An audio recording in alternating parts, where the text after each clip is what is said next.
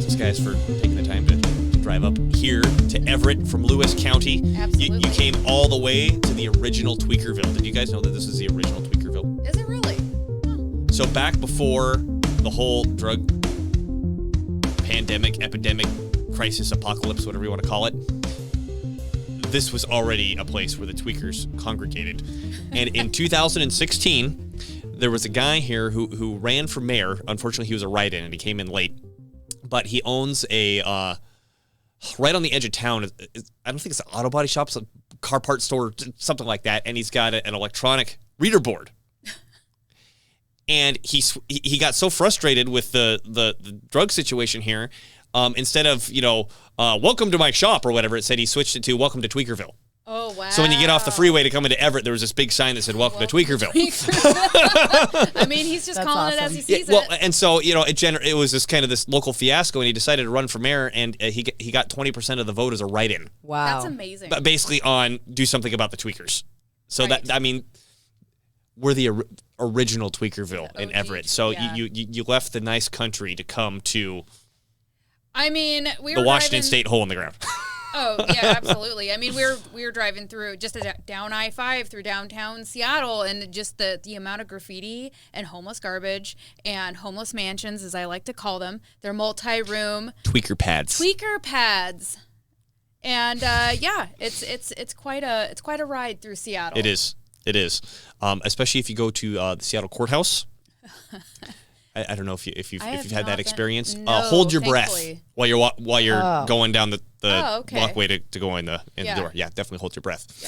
Yeah. We're getting distracted with tweakers, but welcome to Tweakerville. Yes. So Erin, this is embarrassing. I forgot to ask your last name again before. It's Volz. Don't worry about Volz. it. Okay, Erin Volz. Yes. Is the vice chair. She's still the vice chair, I'm right? currently the vice chair. I got reelected and nobody ran against me. So they seem to like me. I think there's a story behind that too. Is Lacey there's a story. So we got Erin Volz, who's the vice chair of the Lewis County Republican Party in Washington State. Yes. And we have Lacey Clark, who remains titleless because you like to do it. Can you briefly describe why you like to remain titleless and what you feel that you actually do within the political arena? I support and help causes. I'm just an activist. Mm-hmm. I don't want any position or title because then I feel like somebody's going to try to tell me what I can say and what I can't say, and I am not interested in that at all. Okay. And then you're both working for the Freedom Foundation. Yes, we are. Okay. So by day, Freedom Foundation, by night, political activists. Yeah, we don't sleep. Okay. No.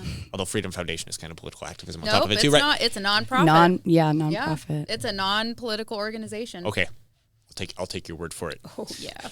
So what I wanted to bring you guys in here for is because some really exciting stuff happened in Lewis County this last election cycle that the right was very sad about. Not the Lewis County aspect, but the election cycle as a whole. We were promised this red tsunami. We didn't get it, and it's everybody else's fault, and we're here crying about it, which, I think that's partially true, but do we sit here and cry about it, or do we see where there was actually some major success that people aren't focusing on? And I think what happened in Lewis County is an example of that major success that we want to talk about that is actually happening.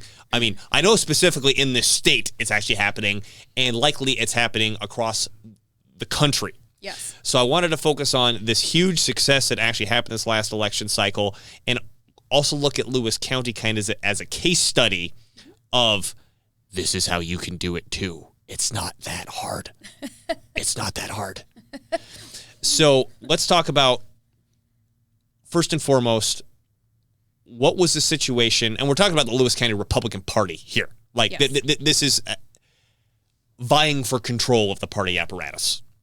And we're going to be focusing on the Republican Party, but honestly, this applies to any other party just as equally. If you want to take over the Democratic Party, which I wholly support, everything that we talk about here is going to apply to that too.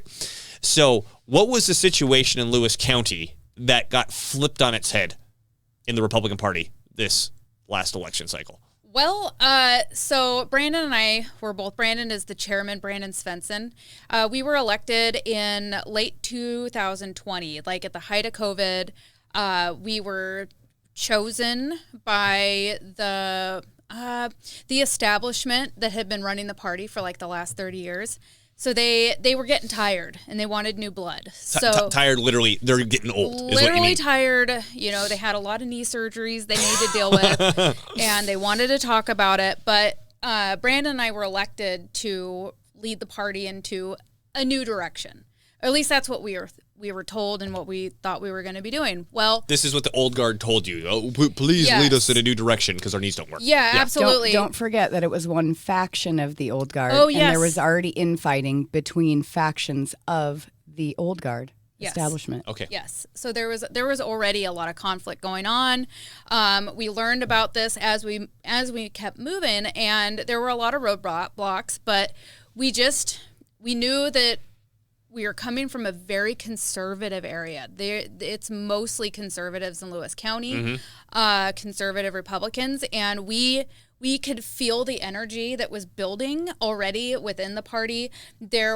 People were wanting change. They were tired of the old guard establishment. And this is leading up to 2020. This is all leading up to 2020, 2021. So anyways, long story short, they started pushing against us when they started seeing us winning. For instance, last year, Lacey jumped in and she led our biggest Lincoln Day dinner of the party's history. So we outraised them. I don't even know the math on it because it's so much, but we basically raised $50,000 for the party.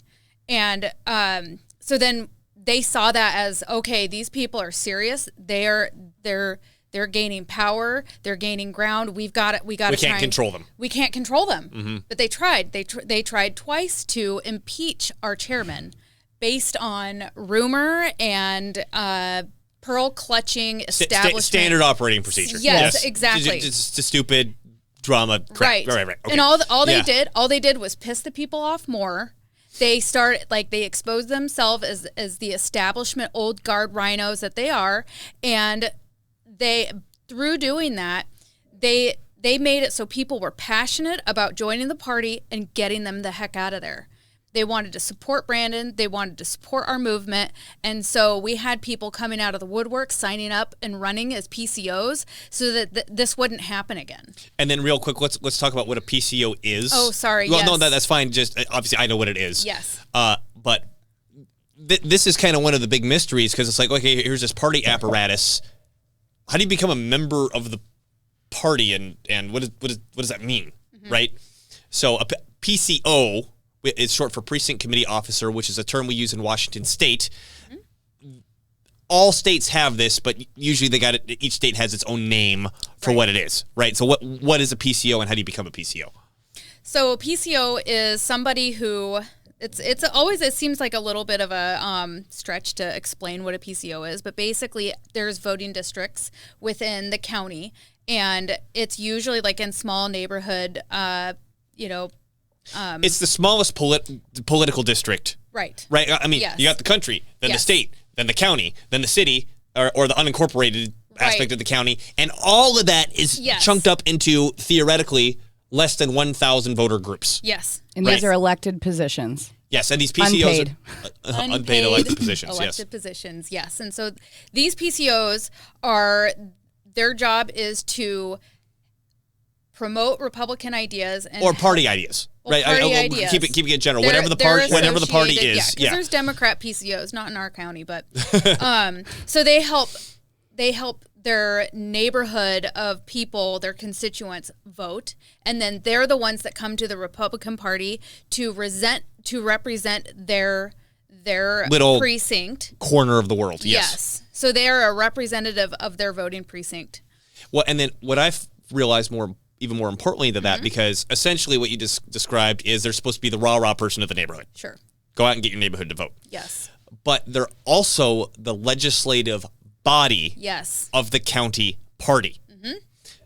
They vote and select the executive leadership. They vote to change what the bylaws are going to be. They decide what to do with the money, if there is any, right? And I would say it's the lowest rung of political power in our system. Right, but it's a very important. It's very piece. important, and I don't mean to say that to make it to diminuize it. Did I use that word correctly? To diminish. Yeah. To diminish it. What I'm saying is that becoming a PCO, you're not just a rah-rah person. Mm-hmm. There is actual political voting power that comes with that position. Yeah. And furthermore, when I discovered this concept, I didn't even know this was a thing, right? And I said, well, I read further, and this varies by state to state and county to county, depending on the bylaws and whatever. But if a seat is empty, the chairman can appoint a PCO, right? Yes. Because it is an elected position. You end up on the ballot. Mm-hmm. People will vote for you in your precinct. And the reason you've probably never seen it is because typically two people don't go for the same position at the same time, right in your precinct. Mm-hmm. But it's on the ballot, but if nobody's there, it could be appointed. And so I was curious when I discovered this, and I called, we're Snohomish County here. I called the Snohomish County Republican Party, and I said, is my seat empty? Not only was my seat empty, so at the time, if I remember correctly, there were 735 seats in Snohomish County, because we're a pretty big county. 211 of them were filled. Not empty. 211 were filled. So about 1/3 filled, 2/3 empty. And I remember being on the phone stunned. I'm like, are you telling me that voting majority is appointable? Appointable? Like, and that's what occurred to me. If someone got their act together, how easy it would be to take one of these things over. Yeah, absolutely.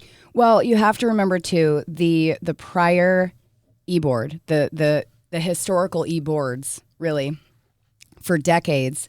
I think that they did know how much power PCOs have within the party. They downplayed it, and they discouraged people from joining, because as long as they kept the number manageable, they could just contact these people to show up and vote the way that they wanted them to vote. And the more seats that...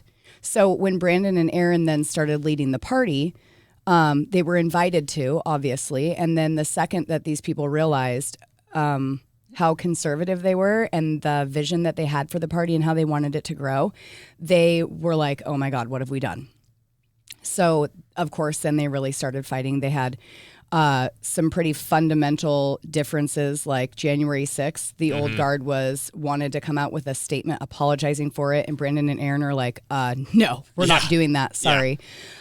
So they just started kind of splitting up. Brandon and Erin then leading the party, they started giving these PCOs a voice, and even just members that came, like the party went from 20 people in the room to 120 people in the room. And these people then started, finding out that they could become PCOs. And Brandon is the first person who has appointing authority. Yes. Who has appointing authority. Yes. And so he did start appointing people. And of course, the old guard establishment fought him on that. They tried to say that he didn't have the authority to do that, and that anybody he appointed wasn't actually a PCO. Isn't it state law that he has that authority? Yes. Okay, yeah. It took some time. Sometimes the cognitive dissonance in the power that's been established for so long, they don't understand. RCW 68 whatever, it's one sentence that says, in no the joke. Event that the thing's empty, you can Sherman can appoint, right? No joke. One of the old guard members, she's still rearing her ugly head, and she still will argue against RCW. She'll literally still say, well, I'm the one that's done it all this time, so I'm just going to keep doing it. Okay. It's interesting. Well, now that you've lost, nobody cares. Right, exactly. Right. And the beauty of their angle being so skewed is all they did was disenfranchise new PCOs and piss them off even more. Right. Exactly. That's right. That's where I was headed with that. So all of these people now support and are participating in this new direction, which is actually where we should have been heading the entire time. Well, and then let's talk about old direction versus new direction, because the old direction that I've seen, particularly here in Washington State from the Republican Party, is basically don't win. Yeah. Right. Oh, we lost, whatever. I guess we'll just keep, doing the same thing that we've always been doing. And what I suspected from this, and this is more of a psychological assessment than it is a political one, is even though it's a minor, powerful position. There's still a power structure here. And what I suspected was that there were people in their local communities that got these powerful positions. They get control over this little thing. That's their kingdom. Yes. They control their little kingdom. And first of all, they don't want to give up the power of their little kingdom. And second, if they were to actually start winning, they're responsible for having, like, oh, I got to follow up with what I said I did because the person actually, whatever. So that they really don't want to rock the boat because they want to keep that power structure. Well, what's the best way to not rock the boat is just repeat the status quo. Yep, yes. absolutely. Right? Which, status quo has been elite's great, people suck. I mean, if I want to put it in one sentence, I think that's a good way to to describe the status quo. Right. So tell me about how you guys approached this last election. And I'm not we're talking again specifically about the Republican Party, saying, okay, we need our group of PCOs in here so we can have, call it America First conservatism. Nah, we're moving away from that. Yeah. There's a reason why. Yeah, so because it's now America First TM conservatism. Is that? Well, sure. Yeah. I mean, it is. It's a whole marketing thing, but it's sort of. It came on the scene because of certain people, right? And like Trump and these other candidates that we support because they're super conservative. It's sort of theirs. And like when they move on or they're no longer on the scene, it sort of dies with them. Mm-hmm. And even though like America's lasting, but like obviously MAGA's Trump. Mm-hmm. So we are kind of moving in like a faith first direction because ultimately the only thing that's ever left standing is God. And we need to circle back to God so that God can lead our efforts and then we should be successful. Well, and then this might be a discussion for another day, is putting some accurate names on these different factions because there's a lot of confusion over these different factions. But I get to use the caveman speak I used before, which was elites good, people bad, switching it more to people good, elites bad. Right. I mean, short of of useful labels, you think that accurately describes absolutely. what you're pushing for. I mean, part of what makes our movement within our own party so powerful is that we are transferring the power away from a strong executive board and back into the central committee's hands, which is the legislative body, and they are the ones that should be making many of the decisions for the party. So we're empowering the people and moving it back into where the structure it should be. Responds to what the people want, as opposed to the executive board going, we really don't care, we're doing things our way. Instead of it being top-down rule, it's people first. Yeah. So tell me how you guys made that happen do it? This last election round. Well, I think... Because you sent me pictures of people leaning over maps. Yes. Yeah, we did. Obviously we did our homework. We just familiarized ourselves with the layout of the land, the vacancies, and then... The PCO vacancies. The PCO vacancies, yes. The vacant precincts. And then we just started networking. We started looking throughout our own friends who had friends in various areas. So to break that down, say we put the map on the wall. Mm-hmm. It's a precinct map. Yes. So how many precincts in Lewis County? 90. Yeah. Okay, 90. so you got 90 spots. Some are filled with our team, some are filled with their team, some are empty. Yeah. Right? Mm-hmm. And mark the ones and then say, okay, here are the ones that are empty. Those are the easy ones. Mm-hmm. Yeah. And then here's their team, which means we're going to have an actual election in that precinct. Mm-hmm. So strategize and fill them up. Yep. Who do we know who lives here? Who do we know who lives there? Right? Yes, we did exactly that. We also did it really quietly. And the opposition didn't have a clue what we were doing until it was far too late. Well, and I even wonder if they could have done anything about it because they've never had this problem. Right. I mean, it's not like they're geared to defend against this. Right. Right. What are they going to do? Well, and their peer group was drying up through attrition, and they never made it a point to network and meet more conservatives and bring more people into the party. Because their strategy was the opposite of that. Keep people out so we can control. This is actually funny. I just thought of this. We just finally got one of the passwords. Now, when did power turn over? January? January, beginning of January. So we're a month into it. We're a month into it. We still haven't gotten all the passwords from the old guard. For like emails and stuff? Yes. So yesterday, it seems we did finally get one of the email passwords. I think it's an email. Yes. And the password is literally too many Republicans. That's the password. Too many Republicans. Yeah, let that sink in. Maybe she was just being really clever and thinking of something no one would guess, because I would never have guessed that. Or it's Freudian. Maybe it's very telling. I don't know, but it makes me laugh. This is the past treasurer. That's the treasurer. That's very weird. A little bit. Well, and then that actually makes me want to broach this subject, because you've talked to me about this, spoken with me about this before, which is, as you mentioned, Lewis County is a very, very red county, and it's so red that if you have a D after your name, forget it. Right. Right? Mm-hmm. So if you're smart, even if you are a Democrat or Democrat-oriented, you still join the Republican Party and run as a Republican. Or you don't join, you just put an R on your sign and then throw baby fits when the Republican Party doesn't support you. That's the way it works in Washington, because the parties are pretty weak. My understanding that you can't necessarily do it that way in another state, because here in Washington State, you don't have to be approved. Like, if I want to run as a Republican, I don't need the Republican Party's permission. No, when I fill out the form, it says, what party do you prefer? I could check Republican, and there's not a damn thing that you guys could do about it. Right. Well, of course, we would never prevent somebody from running as a Republican, but we're certainly not going to support somebody who's not courted the party. Exactly. Right. So this is what I'm saying is that they had a very smart strategy, which is to say, we understand we can't win if we go through that party, even though theoretically that party supports the values that we have or whatever.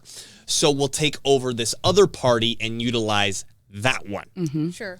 So what I'm suggesting here is... Well, that would explain why there's factions within the Republican Party. Well, there's factions within all parties. And I've been actually listening to a guy on geopolitics. He's pointed this out, is that within the American system, because we vote for individuals and not parties, the parties themselves become very weak, and people factionalize, or groups factionalize within them, as opposed to, say, like Germany, you vote for a party, and that party decides who gets the parliament or whatever the heck, right?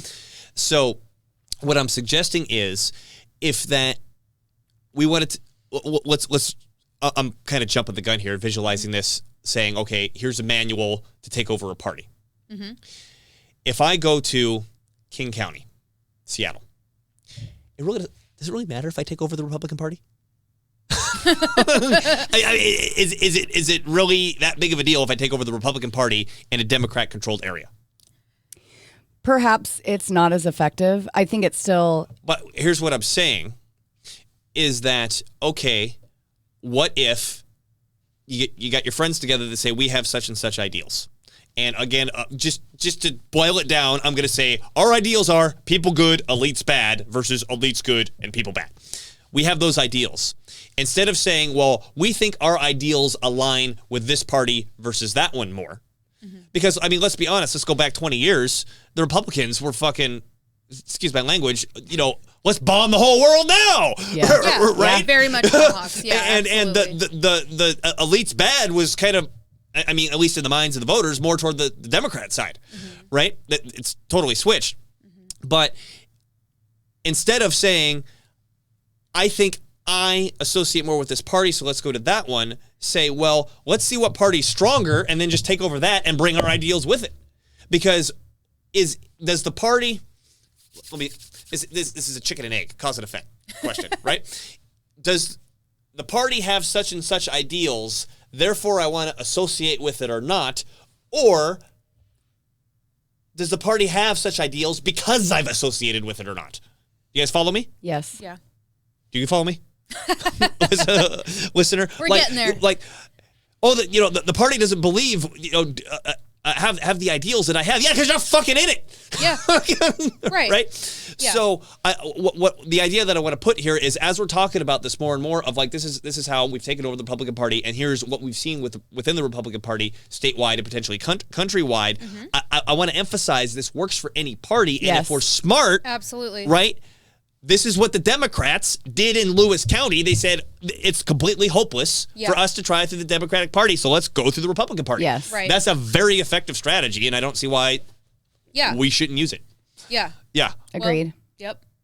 And and we discovered there was a lot of they built their bylaws in a way that made it so that it was very easy to endorse Democrats that slap an R on their name. Yes. And they had a history of supporting them. And I mean, literally, the what was it? The past chair of the Democrat Party slapped an R next to her name and ran for county commissioner. And because of the bylaws, the way they set them up, the Republican Party supports the local Republican now running for right. Well, right. And here in Snohomish County, we had a opening for county prosecutor open up, which, I mean, we were just talking about Tweakerville, kind of an important position right now. Yeah, absolutely. Right? The 2 Republican county councilmen that we have on the county council both endorsed the Democratic candidate. Mm-hmm. What the Yeah. What? Yeah. What? Wow. And then they were confronted about it, and the only answer they had is, "Oh yeah, well we know him." Mm-hmm. Which, I mean, I'm not analyzing that. I'm just. Are they Republicans? Hey, so I'm pretty sure the Washington State Young Republicans, the state organization. Did they endorse him too? I don't know if they endorsed him, but they did help him in parades over the summer. Yeah. Right. Well, and I mean, right. We'll getting down to the details, but the point I think we're trying to Sure. make here is that, you can't just assume RD means anything. Right. Yeah, absolutely. Right? And what you're saying is you're going in here and you're seeing that the whole system in Lewis County was set up to allow for that sort of stuff. Absolutely. Yes. And we fought what seemed like a large number of people in our own party to expose that this last go. Right. Yeah. So we were just talking about that, and we got I got sidetracked. I know, you get excited. So yeah, I mean, let's go back into the details of the takeover. So please continue where you left off. So yeah, Brandon especially, he's taken a lot of heat for just basically trying to purify the party and make sure that it's something when an uninformed voter who identifies as a Republican sees an R next to a candidate's name and they're not very smart about doing their research, but they trust that the party has done it for them, has vetted this candidate and has made sure that they are a representative of their beliefs, they would vote for him, and they need to trust that the Republican Party is doing that, and it wasn't. And that was like the hardest hit. It was just not doing it; it was doing the opposite. It was doing the opposite. Yes. Absolutely, and it. I come from Olympia. I grew up there. I grew up in liberalism. I watched it destroy the town that I loved and I grew up in. Mm-hmm. So to move down to Lewis County, where we did it because it was a very Republican area, I got involved in the party because I'm like, cool, now I'm finally in a place that represents me. I'm with friends. I'm with friends. And then we move on and I'm like, wait a second, they're fighting us. And all we want to do is make sure this county stays red. Mm-hmm. And they don't see the liberal influence that is flocking to our county because of the low taxes that we fought for as Republicans, that we our beautiful country or our area communities that are healthy and thriving. They just didn't see the writing on the wall, and that's why I jumped in and I was like, we have to fix this. This is ridiculous, and they kept fighting us and it's like they just want to keep losing. And that's how I see it. Were you surprised when you got involved and then all of a sudden, like, you're saying stuff like, let's do this and let's do that. And they're like, no, breaks. Yeah. Breaks? Like, stop. Like, take a break. Oh, yeah. Take a break. We were like, let's get this Let's win. No. Yeah, let's win. No. Yeah. Oh, heck no. Okay, so we talked about, basically, you got a map of the county. Yes. And you said, let's find our people. Yeah. In first the vulnerable areas, because those are easy, right? And then the contested areas. You got your people, you got them elected. Yeah. Then you have reorg. Reorg. I want to talk about reorg. Mind you, reorg is after 2 attempts at them to impeach the chair over personal issues. Well, that for the listener, yes. What is reorg? Reorg is basically that's the reorganization of the party leadership. So that's where the PCO, the Central Committee, comes together and they vote. In the county. This is county level. Yes. On the county level, and they vote in their ideally new executive board. Right. That is supposed to take them in the direction that they want to go. And the equivalent of this would be like the House of Representatives after a new election elects their new speaker. Right. Right. It's like that. Yeah. So basically, you've got the new group comes in, and because there's a new group coming in, you elect a new executive board. Sure. Tell me about what happened during this reorganization in Lewis County. Well, the old guard establishment had their asses handed to them in the most embarrassing It was glorious. way. It was beautiful. It was just, it was God shining his light down upon all of our work. Yeah.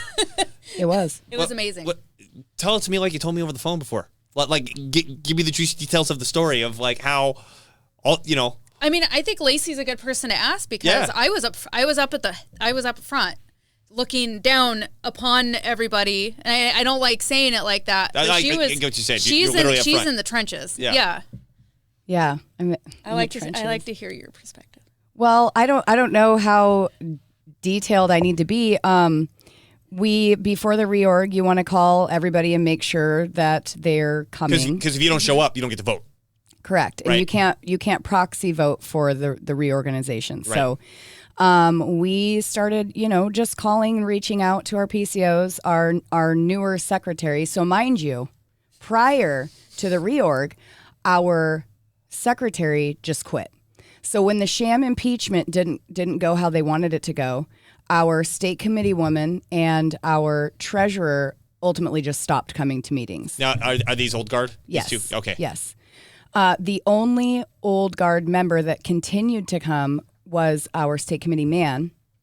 And he's a nice and wonderful man who understood what it was that we were trying to do. I don't know that he fully got it or could appreciate what we were doing in the very beginning, but he could see that we were literally just on the side of truth. Like, we're just trying to do the right thing. So he's old guard in the sense that he's old, but not old guard in the sense that he's taking the other side. Not even that he's old. It's just the old ideals, right? Yeah. So old guard doesn't have anything to do with age, and we aren't the young guard. We're the new guard, right? Yeah. So these are new ideas, a new way to bring us back to where we're supposed to be and not continue to skate left. People good, elites bad. Mm-hmm. Yes. Exactly. So a couple of the e-board members just completely quit attending meetings, and the secretary actually resigned. She didn't want to play anymore, so she took her toys and went home. And the best way I could screw you up is just to not show up, so that process isn't happening. Sure. Yeah. Obviously, everything just carried on without them, but we were able to appoint one of our core members, who I don't know if they just didn't realize that she was so close to us. I'm not sure. Maybe because she is a little bit older than us, so they didn't expect it. But Beth, our secretary, she's amazing. She ended up appointed to the position, and so she has had a very almost continual ongoing interaction with the PCOs. So any information that comes up, she's giving to the PCOs. They've never historically gotten copies of the meeting minutes. They're all getting copies of the meeting minutes every month. Right, which is another example of the e-board keeping everything close and not letting the people who are supposed to make the decisions have any information. Yes. Right, exactly. So we're doing the opposite. We're sort of trusting that these people that we basically recruited and vetted to be PCOs are of a like mind enough that we don't have to control what they're doing because ultimately we all want the same things. So if it's down to a vote for something, we hope that we can rely on them to recognize and support the direction that we're all collectively trying to go. So our new secretary, she was already then an incumbent because she was already appointed. Right. So she was appointed before reorg, so therefore she's an incumbent when she's coming into reorg. Okay, yes. Got it. So we have, at this point, the board consisted of the the original state committee man. The state committee woman happens to be I almost said she's a nice woman. No. She's the fakest form of nice just to avoid confrontation, but I don't know. Like if you looked it up in a textbook, her behavior would... It's such a crazy level of psychotic meanness. Like, I don't even know how to explain her, but it was her and our original state committee man. We had our new secretary. We had Brandon as the chair and Erin as the vice chair. Who am I missing? Jeannie. So our treasurer that just didn't show up for anything. Mm-hmm. So by the time reorg rolls around, we're making calls. We made calls to everyone, even people on their side, which we knew were minimal because these were original people. But then you can claim that you're not taking sides. Well, and we didn't because we honestly believed that we had it. So we did dethrone several of their longtime PCOs. Including the treasurer. Well, including the treasurer. Well, and then, I mean, let's... Sorry to interrupt again. Let's just talk about how easy that is, right? Because, first of all, most people don't know what a PCO is. They've likely never seen it shown up on the ballot because in order for it to show up on the ballot, two people have to contest the same spot for the same party. Right. So if that does happen, like, how many friends do you need in the neighborhood to vote for you to win? Right, exactly. I mean, like, how hard is that? So, and we did certain things, too. In ones that we knew were going to be contentious, we mailed mailers on behalf of... So I have a PAC, too. That's another reason why I wouldn't take any title within the party, because I can then use that to help candidates that I want to help, and I don't have to wait for the party to endorse them. So I helped several people mail out mailers to people in their precinct. Right, which is the other side's not doing that. Exactly. So that got you 10 more votes, which means you just won by 50. Sure. Right. Sure. Yeah. So back to reorg, we're calling everybody. Beth, obviously, with her relationship with the PCOs on both sides of the spectrum, she's making sure that everybody knows that they should be coming to this reorg. And I think that they actually had some deflection. I did the math sitting there when I saw, who all signed in and who showed up. And I'm like, okay, there's no way that we're going to lose this. Even if the people in my maybe column all went to the other side, like, there's no way we lose this. And I thought best case scenario, it's going to be this and this. And it was actually better than that. So you thought best case scenario it's 60-40 and ended up being 80-20 or something like that. It'd be... I think only like 65 people, or no, was it 70? We had 66 people showed up.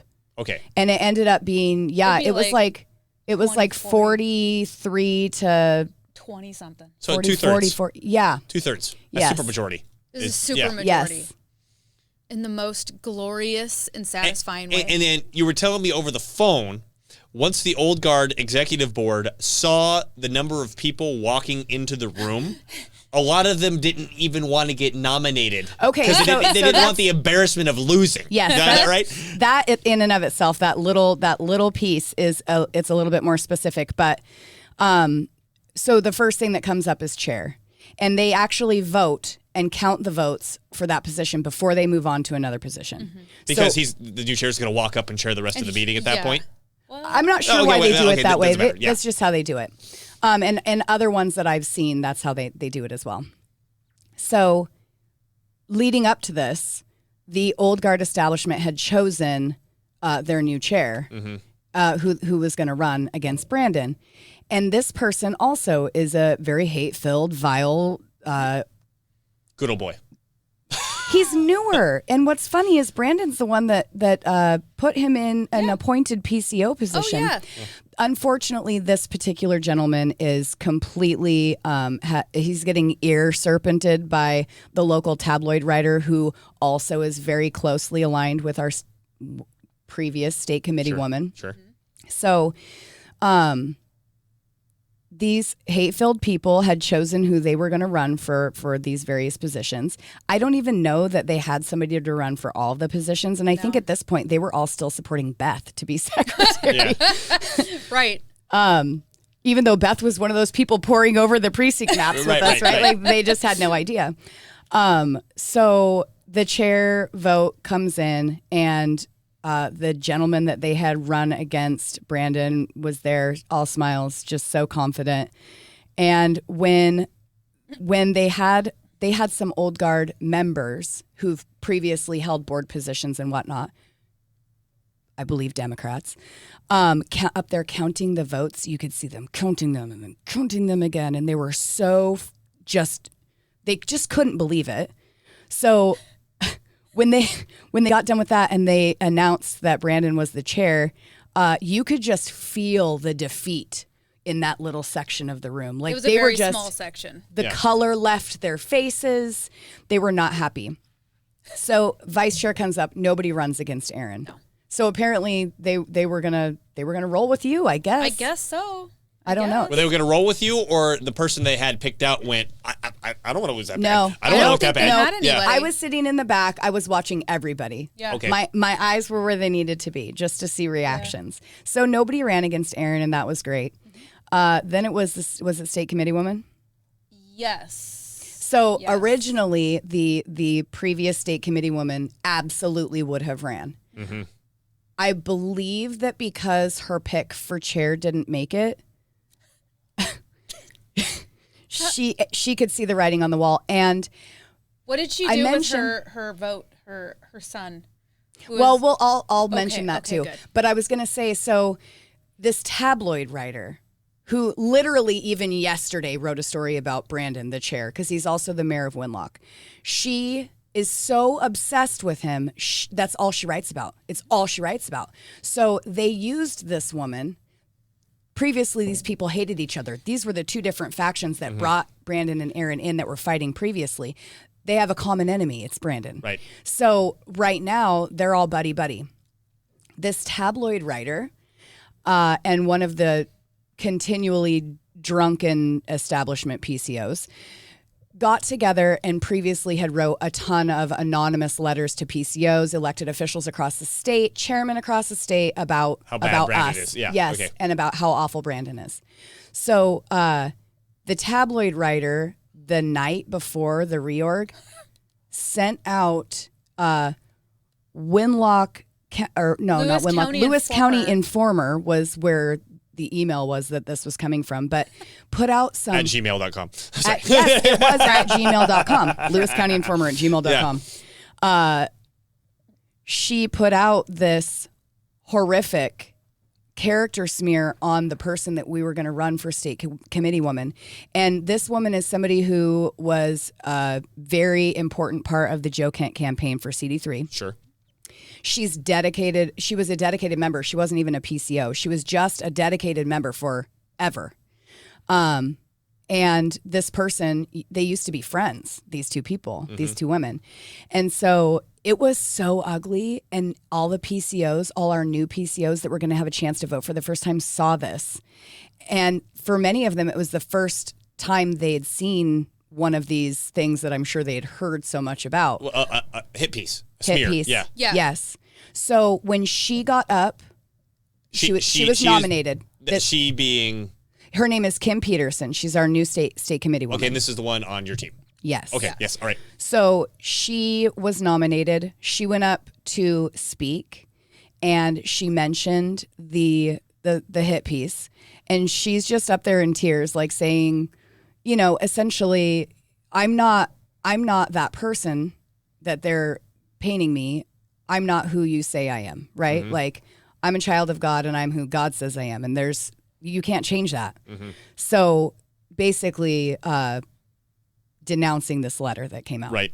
So, of course, the entire crowd is like, you know, totally supportive of her because of this horrible thing that just happened to her. And all she's trying to do... They see what's going on. All she's trying to do is get this unpaid volunteer position, right, to represent the county, because that's what state committee people do. They represent the county at the state level. Right. So, when this other person saw that the reaction of the room, saw that we were able to retain our fearless leader as chair, when it came time for her to be nominated, one of the old guards stood up to nominate her, and she, from across the table, said, "No, sit down, sit down. And so the woman's like, what? Okay. And she sat down.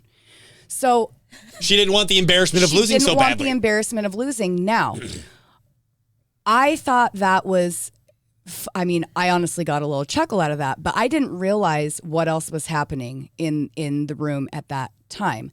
Someone else who is just a member that's just really supportive was sitting near them.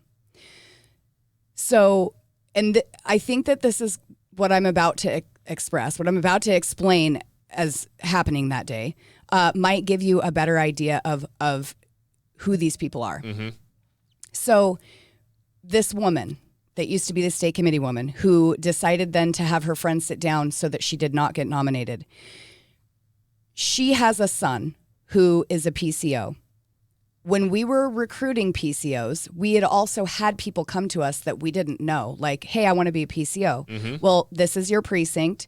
It looks like you have a PCO. Call this person.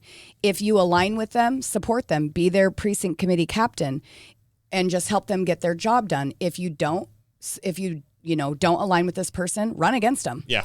So we had a very, very nice man find out that her son, when he called him to meet his PCO, he found out that this guy only comes to the meetings to vote when his mother tells him to. Mm-hmm. And that's all he does for the party. He doesn't do the job of a PCO. Sure. It's unimportant. I just show up and vote. Mm-hmm. So, that disturbed this person, and he still continued to have a relationship with him to try to get him to do his job mm-hmm. and to offer help to do his job. So this kid, this guy, the son, he had a colon surgery the day before. The day before, they removed his colon, and apparently, like he had he was tumor or something. Yeah, he had the replacement when you don't have a colon. Got it. Okay. From the day before. I noticed that when he walked in the room, he looked very uncomfortable. He looked green. He did not look well. And he was carrying something that you would sit on, right? Mm-hmm. And I didn't pay any attention to it, really. I just thought, wow, he looks ill. And so apparently when his mother told the woman to sit down and not to nominate her, he about came across the table. So because I came here to vote for her yes. because you told me to come here and I just had colon surgery yesterday. Yeah. And then she didn't even bother to get nominated. So he was there for nothing the day after his surgery. So I'll sacrifice my son's health for this situation. Power. Yeah. Mm-hmm. I don't know.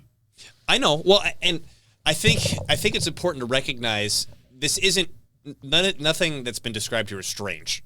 Mm-mm. This is the norm for politics. So awful. Particularly when it's been ignored for so long. And this old guard, in quotes, has kept control of a small number of PCOs, and it's just been that way since the dawn of the state, right? I'm presuming that. I don't actually know. But it's been that way for a while, right? And you guys come in, and what you get are the smear campaigns and it's stabbing in the back, but because it's a vie for power, and that's what people do for power. I guess the funny thing about it is, like you just described, these are like unpaid volunteer positions, right? I mean, this isn't for like the president of the United States or something, or the governor. Right. This is a pretty like minor thing, but I think that also goes to show how important these positions are. Yeah. Because why else would somebody fight for them so hard? Yeah. Right. Yeah. I don't know how much else we should say about the future of that group. Well, I don't think, I don't think we need to. I think you've gotten the point across, which is here's how we identified the situation. Yes. Here's how we did step one, which is get the PCOs elected, and here's how we dealt with step two, which is how do we get our e-board elected. Yeah. So now that we've gotten to the point where the e-board's elected, we're still in Lewis County, but we've talked about state committee man, we've talked about state committee woman, which obviously there's a state committee, and then the chairman of each county gets to go to the state committee. So let's talk about the state. Yes. Because the state committee, like there's PCOs that represent your precinct, they go up to the county. The county has 3 people to go up to the state, where those 3 people are supposed to represent the county at the state level. Mm-hmm. There was a red wave Yeah, at the there was. state yes, there level, was. from my understanding, right? Because I talking to Bill Brook, I've had him in here a couple times. We didn't talk about this on the show when I was had Bill Brook in here, but I mean, and this was before all the reorgs. Only like half of the reorgs had happened at this point. He's like, this county just went. Whatcom County, Island County, Snohomish County, Thurston County, Mason County, and Spokane County have all just been landslides in terms of these three people of the old guard getting knocked out and the new guard coming in. So I have the numbers. So there's 39 counties in Washington. 24 of the counties completely flipped. Like completely flipped, got rid of all of their old guard members. And then 31 of the 39 counties at least had some turnover in a positive direction. Right. Well, 24 is more than half to begin with. Yeah. Right there. Right. So, because when we go back to, okay, what was the old guard doing? Well, we want to make apology statements for Right. the January 6th. We want to support the Democratic candidate for county prosecutor. Because he's not radical. Yeah, we can't question election integrity because there's no evidence that anything. This is the old guard talking point stuff, right? We want to support the war in Ukraine. Yeah. So, Sorry. yeah. So what we're saying, the point of this conversation I want to have here is the red wave that you missed. There was a freaking red wave, but you weren't looking at it. It's at the grassroots level. It's outside of the drama that you not only see on the TV from the mainstream media, but also the alternative media, which is battling to respond to that mainstream media. Yeah. This drama is not being shown on either of those. But this is where the real power flipping is happening right now. And I want to emphasize it and let people know about it. It feels good, yeah. I mean, our PCO race did make waves. We made it into Yahoo News. Yeah. Because it was just so profound. It was historical. We're talking about Lewis County specifically. Yes. It was historical, the number of people that turned out to run for PCO in one election cycle. It's never happened ever like that before. It was like leaps and bounds in numbers above where it's ever been. Right. And then I think this is also worth emphasizing. You guys planned and coordinated in Lewis County. Yes. Oh yeah. Everywhere else, likely. I mean, I don't have the news on every single county in the Washington State, right? But I think it was more organic. I helped in some other counties. Yeah, but I mean, it wasn't the same. No. Like tactical team of No, in many counties, they didn't have as many people as we did. We actually had developed a decent sized group. And you know what? For a small county, right? You got 90 precincts. We got 750 here, for example. Yeah. Right. So we actually ended up having a pretty decent sized core group of reliable people that could keep their mouths shut. And a lot of that was the result of those anonymous letters. A lot of it was as a result of the hate that was spread in our direction. Because people could see that it was totally obviously hate. Yes. Yeah. Garbage stuff. Yeah. So let's talk about the shortcomings where we missed, because I'm sure someone watching this, even at the national level, is going to go, well, the same broad that nobody liked at the RNC, the national level, got reelected by a landslide. Right, so there could be the comeback of, well, I'm not seeing it on the top drama news, so apparently this wasn't a red wave, right? Well, I think this is where we need to take a lesson from the left, which is they push and push and push and push and push and push. You knock them down, they lose, they get right back up, and they push and push and push. They just never stop. They never lose. No matter how hard you make them lose, the more they lose, the more they get mad and they push back, right? Yeah. Well, we have to consider that out of 39 counties, 24 are completely represented by brand new people. Some of these people don't understand Robert's Rules of Order. They don't understand parliamentary procedure. Right. This is all very new to them. And we have to trust that these people are not going to automatically get sought out by some establishment pretending to be conservative and just get blindsided. Right. So I saw that happening there. I mean, obviously, right before the state reorg, each candidate for whatever position's coming around and making promises and doing all the things. And I think that there were a lot of people that just went and experienced that huge change in their own county, and they were scared. they were scared to take that to the next level. They're like, we got to master this first. At least we can trust that this is going to do that thing that it already has been doing, which is the definition of insanity. But really, I think that's what it was. Yeah, well, and then whatever the specifics are, the point that I want to make is that, okay, there was this massive victory here. Just because you didn't see the massive victory over here at the same time doesn't mean, okay, give up and it didn't work and you see you guys are just stupid. So you didn't have the victory, so you guys are all wrong. Mm-hmm. No, this is like, first of all, this is completely unprecedented. The surge that has come up from the ground up. But second, it's like, okay, keep pushing. Yeah. I mean, like, yes. It's like you caught a football, you ran 90 yards, and you're like, I'll just stop.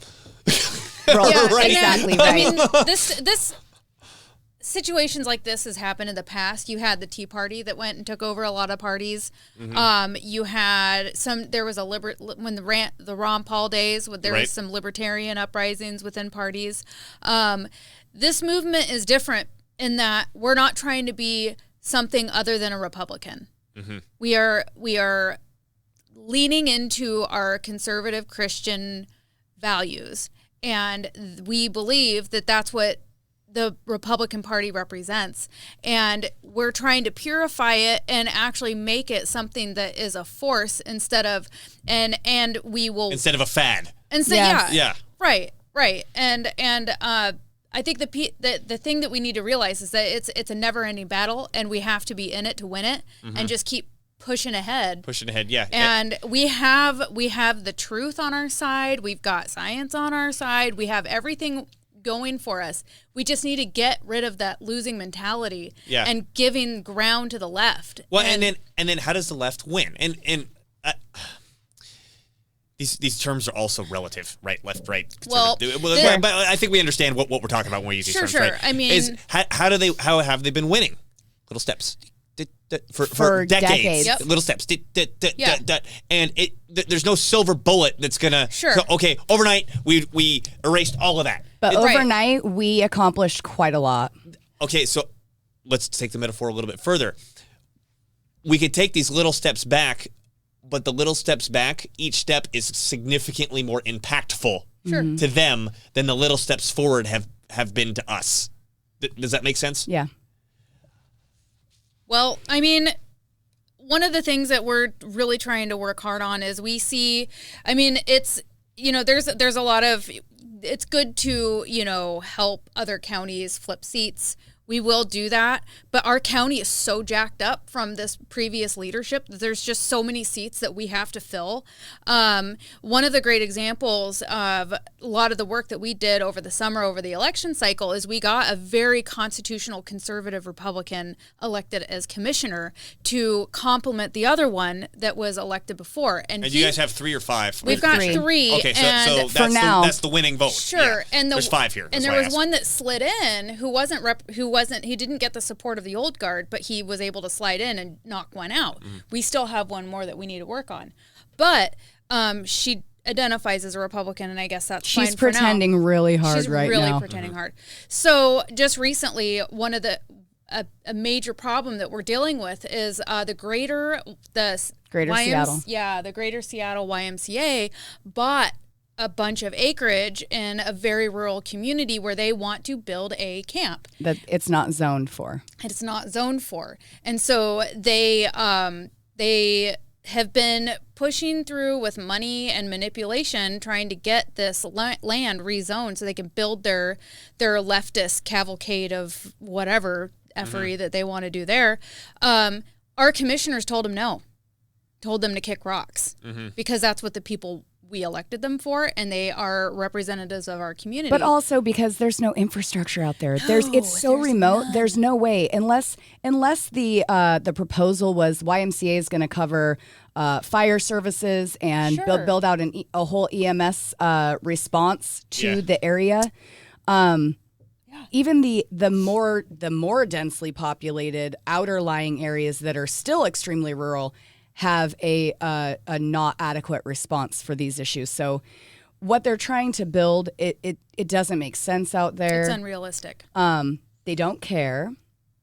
in fact, right after the commissioners said no, based on the fact that the property couldn't really be rezoned for that purpose because of the issues, the environmental issues, and the other impact in the area,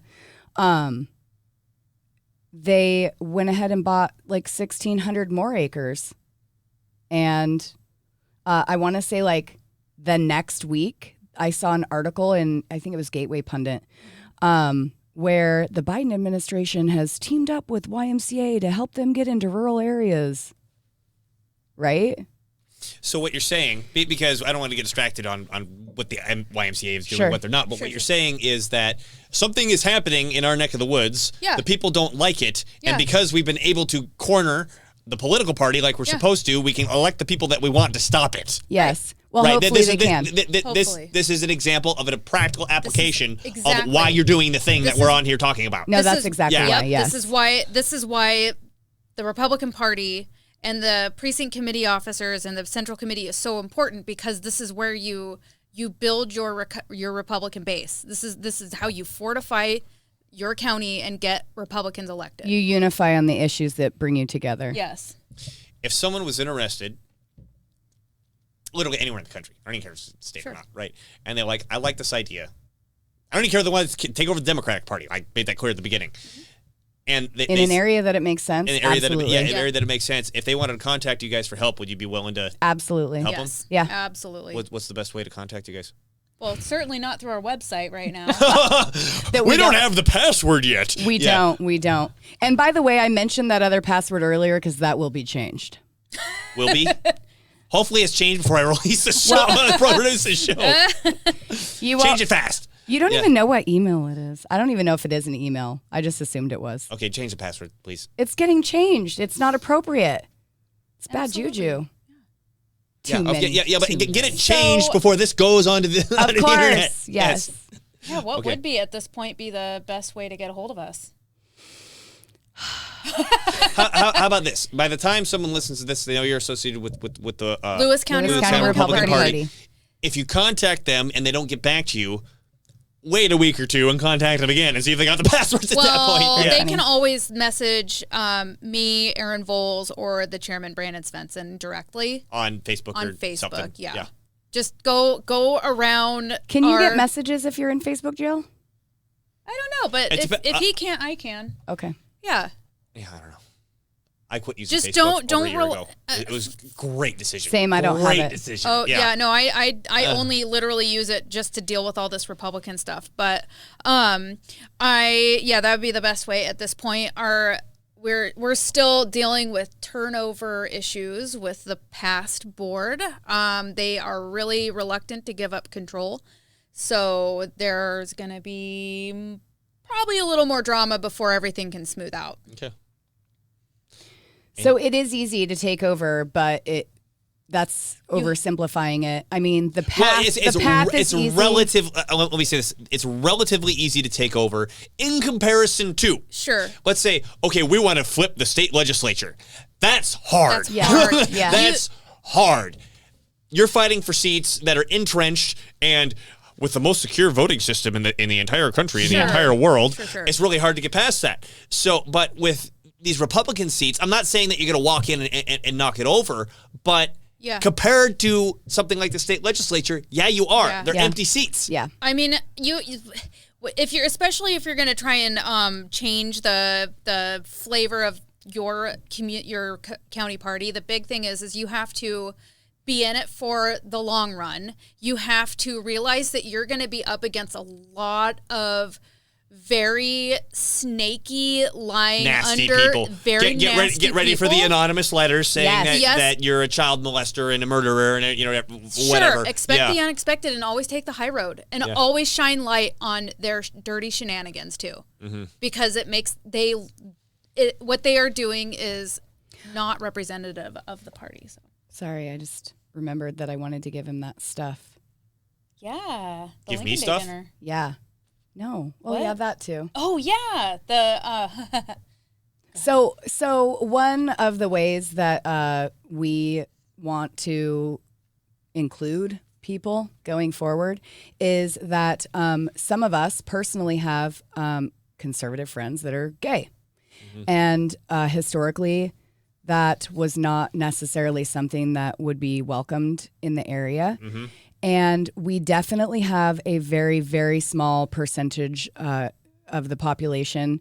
There's a group in our county that is gay and hateful and not conservative. And they really, really don't like us at all because we represent freedom. And so we got in contact with this group called Gays Against Groomers. I think. Have you heard of them? I think I saw Twitter something or other. Yeah. Okay, so they're like totally against everything the YMCA stands for and CRT and the sex ed, and they like actually fight against this stuff, and they testify on bills, and they're really, really awesome. So anyway, we had a gal come and speak the other day because we're dealing with an issue with the YMCA in our own community. So we had her come and speak and sort of lend their services, I guess, to us so that we can work together for some of the same issues, obviously, issues that bring us together in the future. And I just wanted to make sure that I plugged Gays Against Groomers, and I left you a paper and a little flyer thing with the QR code on it. What am I? Just so that you can check it out. Oh, okay. Might Great. be worth having them come in and do an interview. Yeah. There we go. Okay. I mean, hooking you up, man. It's a national thing, right? They just started a chapter in the UK, I guess. Oh, international thing. Great. Yeah. Great. Well, it's been great having you guys in the studio, having you on. Oh, one more thing. We're having that Lincoln Day dinner again. We sure are. And this time, I'm so excited. There's no old guard to mess with you. There's no old guard to mess with us. No, it's so weird. We're like, hey, so we want to do this, and they're like, okay, here's the money, and we're like, we didn't have to fight for that. Wait, what? Yeah. Okay. Wait, I want more. No. So last year we had Dr. Frank come and speak about election integrity or lack thereof. And Sharona Bishop came in on Zoom because she couldn't be in person. Who else do we have? Glenn Morgan. Glenn Morgan. Erin Volz, the CEO of the Was Freedom Seth Foundation. Keshel there on that one? No, he didn't come for that. So this year we are going to even take it a step further because, largely politicians come and coddle politicians at these Lincoln Day dinners and make them feel super good about getting nothing done. And we don't like that. So we want the community and local businesses involved, and we want them to feel like their party is actually like moving in a direction and something that they can support. So we are going to have Todd Herman. Do you know who Todd Herman is? Emerald City Exile. He's a he's a legend. The guy is a legend. Okay. Well, if you say so, I'll agree with you. You should look him up. Yeah, when Rush Limbaugh was sick, he would fill in for him. Okay. Yeah, he's like our own Rush Limbaugh. He's a big dude. I mean, I don't know his actual size, but he's a big name. He's legit. He's legit. He's legit. And I know that our governor and our AG are not fans of his. So no way. No way.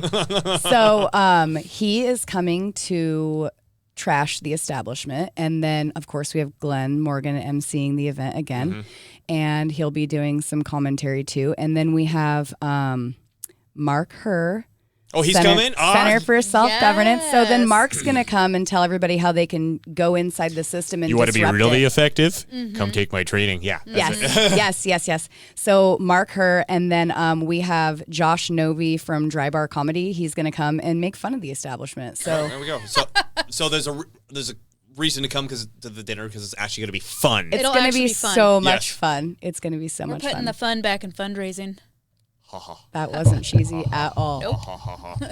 Anyway, so I want to maybe have you post that for us. Sure. And give me the stuff. I'll post it. Okay. Thank you. Thanks again. Erin Volz. I remembered it. That's me. Lacey Clark. Hello. That's me. Awesome.